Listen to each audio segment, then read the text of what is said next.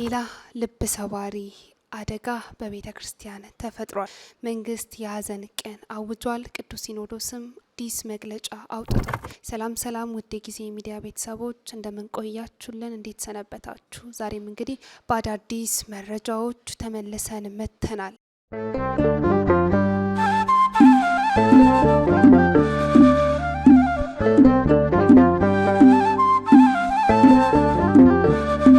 እንደሚታወቀው እንግዲህ መስከረም 21 ቀን ብዙኃን ማርያም በመባል የሚታወቀው ታላቁ የእመቤታችን የቅድስት ድንግል ማርያም የንግስ በዓል በድምቀት እንደሚከበር ሁላችንም እናውቃለን። ታዲያ ይህ ታላቅ የንግስ በዓል በኢትዮጵያ ሀገራችን በተለያዩ ክፍሎች በድምቀት የሚከበር ሲሆን በተለይም ደግሞ በታላቁ ቅዱሱ ስፍራ ግሸን ደብረ ከርቤም ይህ ዓመታዊ የእመቤታችን የቅድስት ድንግል ማርያም የንግስ በዓል በድምቀት ይከበራል። ታዲያ ይህ የንግስ በዓል በትላንትናው ዕለት መከበሩንም ተከትሎ በአንዳንድ አካባቢዎች በተለይም በአረርቲ ደብረገነት ቅድስት ማርያም ቤተ ክርስቲያን የግንባታ ርብራብ እንጨት ተደርምሶ እጅግ አሰቃቂ የሆነ አደጋ በምዕመናን ላይ መፈጠሩንና ከ36 በላይ ምዕመናን በአደጋው ሕይወታቸውን ማጣታቸው እንዲሁም በርካቶች ደግሞ ከባድ የሆነ አደጋ እንደደረሰባቸው መረጃዎች ወጥተው እጅግ ልብ ሰባሪ የሆነ ዜናም ሰምተን ነበር።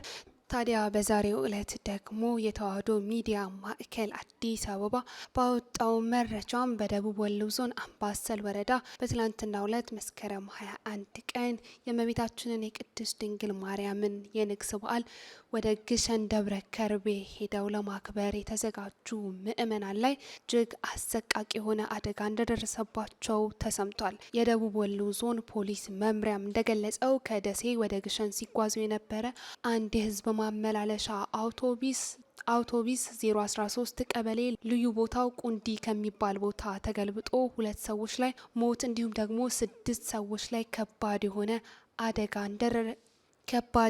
አደጋ እንደደረሰባቸው መምሪያው ገልጿል። በዓሉ እንደሚታወቀው እንግዲህ ሀገር አቀፍ ከመሆኑም የተነሳ ምዕመናኑ ከተለያዩ የሀገሪቱ ክፍሎች በዓሉን ለማክበር የሚመጡ ሲሆን ይህ ደግሞ ለሁላችንም ግልጽ ነው። ታዲያ ይህንንም ተከትሎ የመንግስት የጸጥታ ተቋማትን ቢሆኑ አማኞች ወይንም ደግሞ ምዕመናን በዓሉን ያለምንም የጸጥታ ችግር እንዲያከብሩና ችግር እንዳይደርስባቸውም ከበዓሉ በፊት የተለያዩ ቅድመ ዝግጅቶች ተሰርተው እንደነበርም ተገልጿል። ነገር ግን በበዓሉ ላይ ይህን መሰል ቅድመ ዝግጅት የተከናወነ ቢሆንም ከዚህ አደጋ ግን ምዕመናንን መታደግ አልተቻለም። በበዓሉ ላይ ብፁዕ አቡነ መቃርዮስ የምዕራብ ካናዳ ሀገረ ስብከት ሊቀ ጳጳስና ቅዱስ ሲኖዶስ አባል መምህር አባ ላይኩን የደቡብ ወሎ ሀገረ ስብከት ዋና ስራ አስኪያጅና የተለያዩ ብፁዓን አባቶች በዚህ ስፍራ ተገኝተው ነበር። የግሸን ደብረ ከርቤ ማርያም ቤተ ክርስቲያን ዋና አስተዳዳሪን ጨምሮ የገዳማትና አድባራት አስተዳዳሪዎች እንዲሁም ደግሞ ከሀገሪቱ ከተለያዩ አቅጣጫዎች በስፋት የተንቀሳቀሱ ምዕመናንም በዚህ ስፍራ ተገኝተው ነበር። ነገር ግን መስከረም 18 ቀን 2018 ዓመተ ምህረትም የታርጋ ቁጥር 3187 የሆነ 35 ሰዎችን ከደሴ ወደ ግሸን አሳፍሮ ሲጓዝ የነበረ አንድ የህዝብ ማመላለሻ አውቶቢስ 013 ቀበሌ ልዩ ቦታው ቁንዲ ከሚባል ቦታ ተገልብጦ ነው እንግዲህ 2 ሰዎች ላይ የሞት አደጋ እንዲሁም 6 ሰዎች ላይ ደግሞ ከባድ ጉዳት ያደረሰው። በዓሉ ሃይማኖታዊ ስርዓቱን በጠበቀ መልኩ በሰላም ተከብሮ ምዕመኑም ወደ መጡበት በሰላም እንዲመለሱም ከፍተኛ ዝግጅትና ከፍተኛ ጥንቃቄ መደረጉ ተገልጿል። ይህንንም መረጃ ያወጣው የዞኑ ኮሚኒኬሽን መምሪያ እንደሆነም ተገልጿል። እንግዲህ ላረፉትም ፈጣሪ እግዚአብሔር አምላክ ነፍሳቸውን በአጸደ ገነት ያሳርፍልን እያልን ለቤተሰቦቻቸው መጽናናትን እንመኛለን። ሌላኛው መረጃችን ደግሞ በትላንትናው ዕለት በአረርቲ ከተማ በአረርቲ ደብረገነት ቅድስት ማርያም ቤተ ክርስቲያን በደረሰው ከባድ አደጋ መንግስት መግለጫ መስጠቱን እንዲሁም ደግሞ የሀዘን ቀን መታወጁን ሰምተናል። በዚሁ በትላንትናው ዕለት በእመቤታችን በቅድስት ድንግል ማርያም ዓመታዊው የንግስ በዓል ላይ በአማራ ክልል ሰሜን ሸዋ ዞን አረርቲ ከተማ አስተዳደር በአረርቲ ማርያም ቤተ ክርስቲያን በግንባታ መወጣጫ መደርመስ አደጋ የሰዎች ሕይወት ማለፉን ተከትሎ መንግስት የሀዘን መግለጫ ያወጣ ሲሆን የአዲስ አበባ መንግስት ኮሚኒኬሽንም አገልግሎት በአደጋው ህይወታቸውን ያጡ እንዲሁም ደግሞ ከባድና ቀላል አደጋ ጉዳት የደረሰባቸው በርካታ ሰዎች መኖራቸውን ጠቅሶ በደረሰውም ጉዳት ማዘኑንም ገልጿል። ሀገሪቱ አገልግሎቱ ባስተላለፈውም የሀዘን መግለጫ መልእክት ላይ ለተጎጂዎች ቤተሰብ መጽናናትን እንዲሁም ደግሞ በሕክምና ላይ ለሚገኙ በፍጥነት ማገገምንም ተመኝቷል። ኢትዮጵያ በሁለንተናዊ ግንባታ ላይ መሆኗንም የገለጸው መንግስት ከትላልቅ ግድቦች ጀርባ እስከ አነስተኛ የግለሰብ ቤት አጥር ድረስ ያሉ ግንባታዎች ሲሰሩ ለደህንነት ቅድሚያ መሰጠት አስፈላጊ መሆኑን አገልግሎቱም አስገንዝቧል። በግንባታ ቦታዎች ላይ የሚደረጉ ጉብኝቶች የስራ ላይ ደህንነት መርሆችን እንዲጠብቁና የጠበቁ መሆን እንዳለባቸውም አሳስቧል። ከዚህ ጉድለት የተነሳም አደጋው መከሰቱንም ገልጿል። ከዚህ በኋላ ይህን መሰል አደጋ እንዳይፈጠርም እንዲህ ባሉ ቦታዎች ላይ ከፍተኛ የሆነ ጥንቃቄ እንዲደረግም የመንግስት ኮሚኒኬሽን አገልግሎት መምሪያውም ጠቅሷል። ታዲያ ይህንንም ተከትሎ በአረርቲ ከተማ አስተዳደር ምክር ቤትና የምንጃር ሸንኮራ ወረዳ አስተዳደር ምክር ቤትም እንዲሁ ባንዲራ ዝቅ ብሎ እንዲውለበለብ ተቋማትም ዝግ ሆነው እንዲውሉ ወስኗል። መስከረም 21 ቀን በትላንትናው ዕለት በአረርቲ ከተማ አስተዳደር በአረርቲ ደብረ ገነት ቅድስት ማርያም ቤተክርስቲያን በደረሰው አደጋ ምክንያት በአረርቲ ከተማ አስተዳደር በምንጃር ሸንኮራ ወረዳ የሀዘን ቀን እየታወጀ ሲሆን እንዲሁም ደግሞ በአረርቲ ከተማ አስተዳደር ምክር ቤትና የምንጃር ሸንኮራ ወረዳ አስተዳደር ምክር ቤትም ለአንድ ቀን ባንዲራ ዝቅ ብሎ እንዲውለበለብና ተቋማትም ዝግ ሆነው እንዲውሉም ተወስኗል። ሕክምና ላይ የሚገኙ ረጅ የሌላቸው እንዲሁም ደግሞ ከጎናቸው ደጋፊ ያጡ ህሙማንም እንዲሁም ታካሚዎችን ሁሉም ሰው በማገዝና ትብብር እያደረገ ይህንንም ቀን እንዲያሳልፍ ጥሪም ቀርቧል። እንግዲህ ይህ የትላንትናው ዕለት ለቅድስት ቤተ ክርስቲያናችን ጥቁር ማቅ ያለበሰ ጥቁር ቀንም ሆኗል።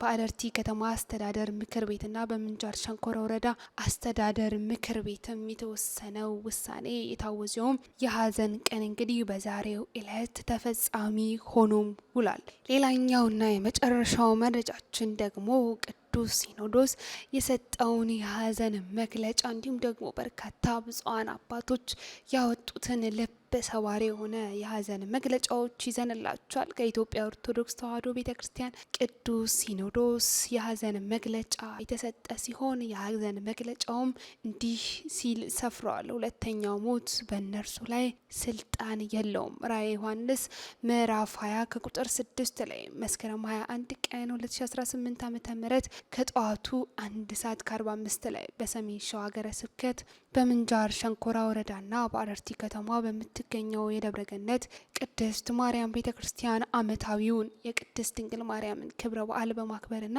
አዲስ እየተሰራ ያለውን ህንጻ ቤተክርስቲያን በመጎብኘት ላይ የነበሩ ወገኖቻችን የህንጻው ቤተክርስቲያኑ ርብራብ ተደርምሶ ህይወታቸው በማለፉና የአካል ጉዳት በመድረሱ የቅዱስ ሲኖዶስ ጽሕፈት ቤት የተሰማውን ጥልቅ ሀዘን እንገልጻለን ይላል። ምንም እንኳን የምንወዳቸው የመንፈስ ቅዱስ ልጆቻችን ባልተጠበቀ ሁኔታ ያውም እጅግ በሚያሳዝን ሁኔታ በስጋ ከኛ መለየታቸው የሚያስደነግጥና የሚያሳዝን ቢሆንም ከሞተ ስጋ አስቀድሞ የሚኖረውን ህይወተ ዓለም ህሊናቸውን ለእግዚአብሔር ዙፋን አድርገው እንዲሁም ደግሞ በቤቱ የሚኖሩት ሁሉ በስጋቸው ቢሞቱም ሁለተኛው ሞት በእነርሱ ላይ ስልጣን እንደሌለው ስለምናስብ እንጽናናለን። በመሆኑም በቤተ መቅደስ እያመለኩ የእመቤታችንን የቅድስት ድንግል ማርያምን በዓል ለነሲሃ በረከት እያከበሩ ባሉበት በደረሰባቸው ድንገተኛ አደጋም